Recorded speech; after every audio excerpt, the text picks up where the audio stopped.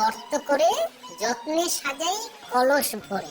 এটার অর্থ ধাঁধাটা মাথায় বসিয়ে নিয়েছি, এবার কে কি বলবে সেটা শুনতে হবে।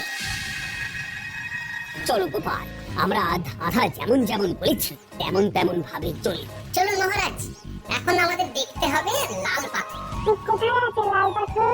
চলো চলো সবাই, চোখ কান খুলে আমরা নদীর পাড় ধরে হাঁটি। আমি একটু ফুটপাতে হাঁটি। গুপ্তধন আমাকে একা পেতে হবে। হাঁটা হলেই দেখা যাবে লাল রঙের এক পাথর পাবে। আমাকে চোখ কান খোলা রাখতে হবে। লাল পাথর, নদীর চড়ায় লাল পাথর দেখতে হবে। লাল পাথর, লাল পাথর। ওটা কি? তো এই তো লাল পাথর, লাল পাথর। ওরা অনেকটা এগিয়ে গেছে, ওদের আমার দিকে নজর নেই। এই সুযোগ, এই সুযোগ, একা একা গুপ্তধন নিয়ে পালাবো।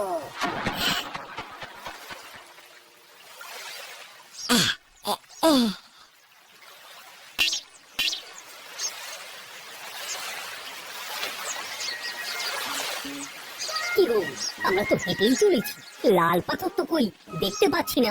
আরেকটু হাঁটতে হবে মহারাজ, গুপ্তধন বলে কথা, ও কি আর সহজে ধরা দেয়? সেটা অবশ্য সত্যি কথা। আচ্ছা, আমরা সবাই তো আসছি হেঁটে হেঁটে, মন্ত্রী মশাই গেলেন কোথায়? কি যে ঘটে! সত্যি তো, মন্ত্রী কোথায়? ও সেনাপতি, মন্ত্রীকে দেখেছো? ওই না তো মহারাজ। তাহলে কোথায় গেলেন মন্ত্রী মশাই? এই জঙ্গলে বাঘ ভাল্লুক আছে, শেষে কিনা বাঘে নিল। আয় আয় আয়, মন্ত্রী গিন্নির কাছে আমি কি মুখ দেখাবো? বাঘ ভাল্লুকের পেটে যাবার লোক তো মন্ত্রী মশাই নন। গোপাল, কি ভাবছো?